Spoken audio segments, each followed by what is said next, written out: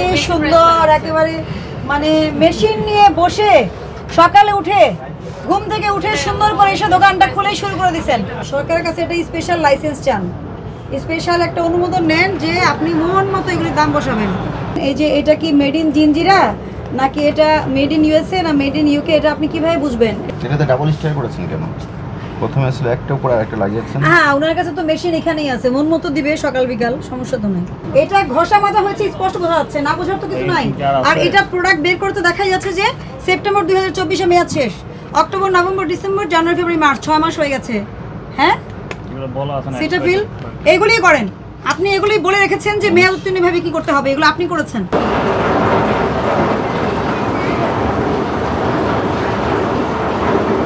দেখালেন আপনার যে সঠিক প্রোডাক্টগুলো আছে ওটাও আপনি আমাকে দেখালেন মাত্র, তাই না? আপনি তো সব জেনে শুনেই করছেন। এখানে ঘষা মাজা কে করেছে? এটা কি ঘষা মাজা হয়েছে বোঝা যাচ্ছে? কিছু লেখা ছিল ঘষা মাজা বোঝা যাচ্ছে।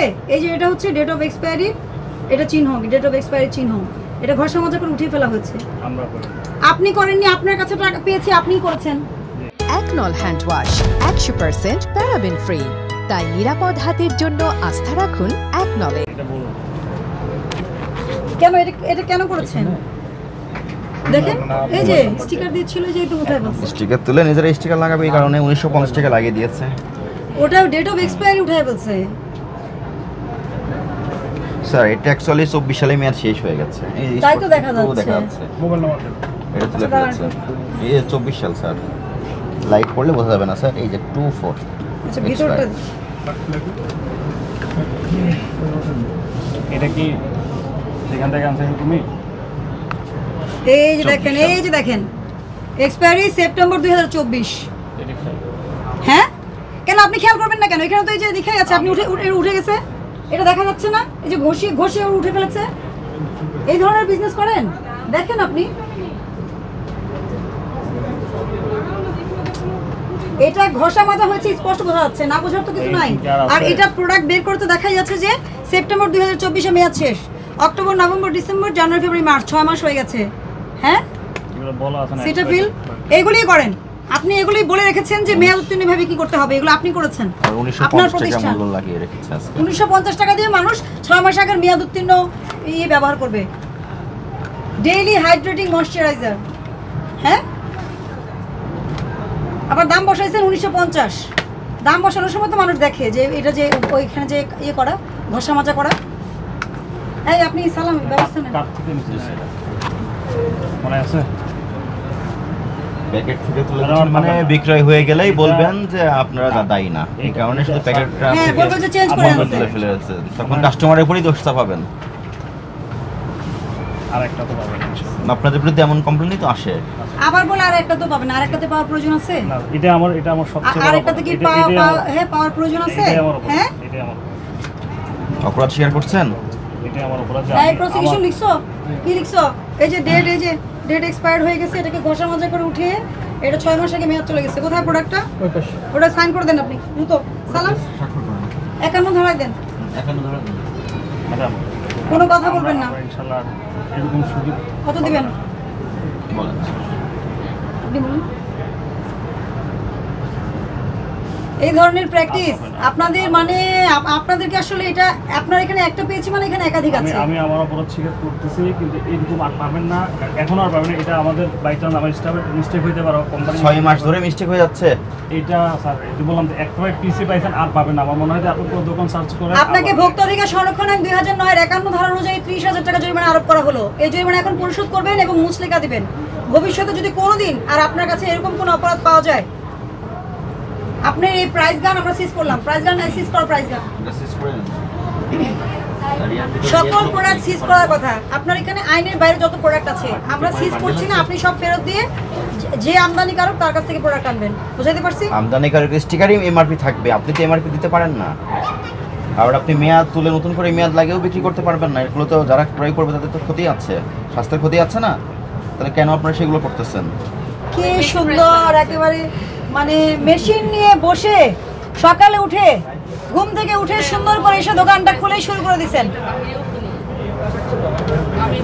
বলতেছিলাম ওনাকে অলরেডি আমি বলতেছিলাম যেটা বাইরে এটা কিনে অনেক কম প্রাইসে এখানে এটা লাগানোর ক্ষমতা কে দিয়েছে? হ্যাঁ এগুলো বাইরে 500 আপনি মালিক? মালিক কে? বাহ বাহ বাহ বাহ বাহ।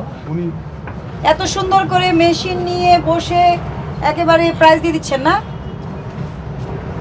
এইভাবে বিজনেস করেন? পারফিউমও তো ভরে ফেলছেন, কোথা থেকে আনছেন এই পারফিউম?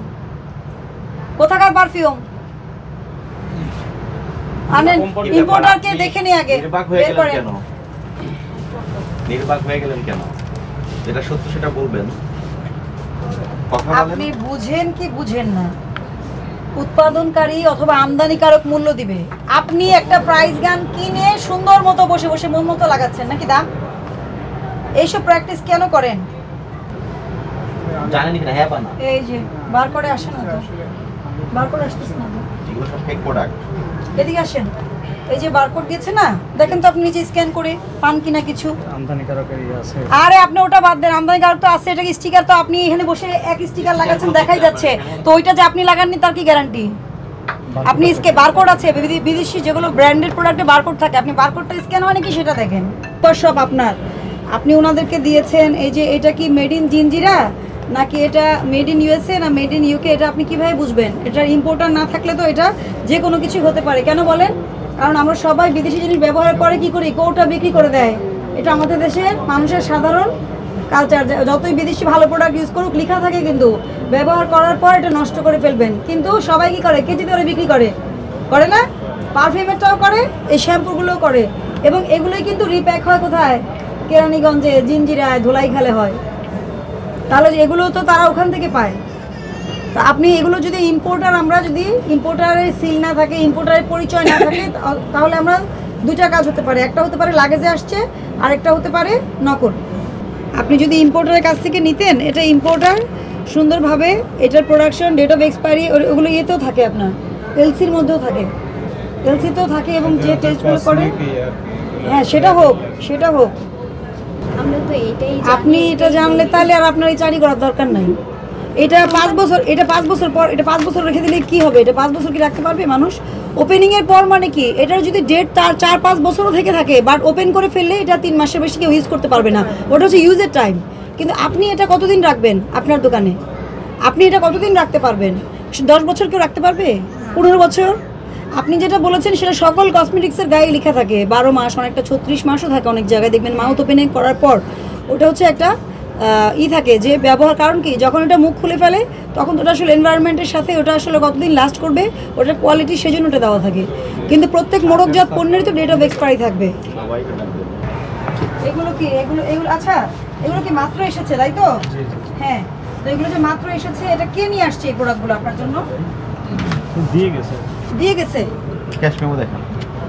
দিয়ে গেছে, হ্যাঁ। 380 টাকা এটা লাগিয়েছেন। এটা কোথাকার? আপনি যে মাত্র দিয়ে গিয়েছেন আপনাকে, আপনি ক্যাশ মেমোটা দেখান। হ্যাঁ, কে সে, কে? প্রত্যেকটা প্রোডাক্টের সে চারিদিকে তার প্রাইস ট্যাগের সব পড়ে আছে। বাহ, এক কাজ করলেই পারেন, সরকারের কাছে একটা স্পেশাল লাইসেন্স চান, স্পেশাল একটা অনুমোদন নেন যে আপনি মন মতো এগুলির দাম বসাবেন। আপনাকে যদি অনুমোদন দেয় তাহলে ঠিক আছে। এটা মেড ইন কোরিয়া বলা আছে, মেড ইন কোরিয়া গায়ে বলা আছে, তাই না? এটার দাম কত রাখেন আপনারা? 700 টাকা রাখেন। আচ্ছা ঠিক আছে, মেড ইন কোরিয়া। আচ্ছা, মেড ইন কোরিয়া, অসুবিধা নাই। শোনেন, মেড ইন কোরিয়া, কিন্তু এটা আনছে কি আমাদের দেশে? আপনি গেছিলেন? আপনি জান নাই? তাহলে কে আনছে? ইম্পোর্টার কে?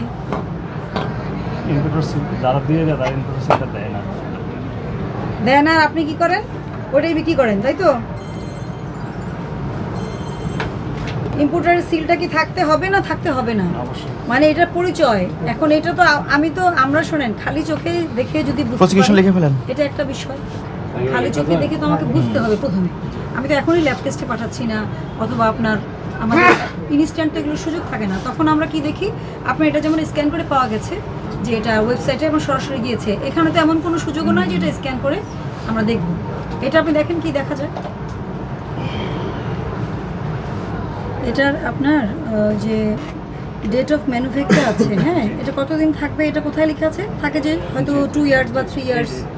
কোথায়? 23 সালে হয়েছে, হ্যাঁ। এখন এইটার ডেট অফ এক্সপায়ারিটা কবে? 36 মান্থ এটা দেওয়া থাকে। সেটা কোথায় লিখে আছে? আমি তো সেটাই দেখতে যাচ্ছি, আমি খুঁজে পাচ্ছি না। আর এটা তো মাউথ ওপেন করার পরে, মুখ খোলার পরে। এটা আপনার প্রোডাকশন ডেট থেকে কতদিন ডেট থাকবে সেটা বলা থাকে। আপনি যে এই যুক্তিটা দেখাচ্ছেন, এই যে 2023 সাল, ধরুন 24-25, এখন কত? 25 চলছে না? 25 চলছে তো, তার হিসাবে তো 2 বছর প্রায় শেষ হয়ে গেছে। তাহলে এটা কি আপনি এটার সাথে কি এটা মিললো?